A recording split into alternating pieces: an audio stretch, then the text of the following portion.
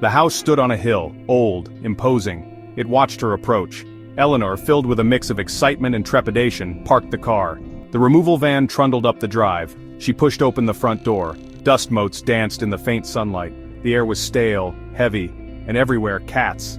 They peered at her from darkened corners, eyes gleaming. Eleanor shivered. She set down a box, her pulse quickening. A low growl echoed from the hallway. The cats scattered. She walked further inside, each step echoing in the silence. A floorboard creaked. The sound sent a shiver down her spine. What had she gotten herself into? Days turned into weeks. Eleanor settled in, but a constant unease gnawed at her. The cats remained, their presence a constant reminder of something unseen. One evening she noticed it, a flicker in the corner of her eye, a shadow shifting in the dimly lit hallway. She turned, but it was gone. She tried to ignore it, told herself it was her imagination, but the shadows persisted, growing bolder. Whispers seemed to emanate from the walls. One night, she woke with a start. A cold dread gripped her. Something was wrong. The room was freezing. The scent of damp earth filled the air. Driven by fear and a growing sense of unease, Eleanor began to research the house's history. She discovered a chilling tale. A family had lived and died within these walls. Their spirits cursed to remain forever trapped. She read of a darkness that clung to the house, a hunger that could never be satisfied.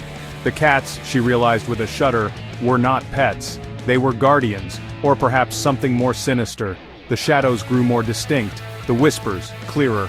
They spoke of pain, of anger, and of a desperate need for company. Eleanor was not their prisoner, not yet, but she was their only hope. She tried to leave, packed her belongings, her hands shaking. But as she reached the front door, it slammed shut. The windows rattled, the cats hissed, their eyes glowing with an eerie light. Panic clawed at her throat. She was trapped. The house had her now, its hold inescapable. The shadows danced closer, swirling around her like smoke. She sank to the floor, her back against the cold wood of the door. Tears streamed down her face, but there was no escape. The house was her prison now, and she, its unwilling resident. The shadows whispered her name, their voices a chorus of despair. "Eleanor!" they hissed. "Join us!" The house held its breath, waiting for her to succumb to its embrace.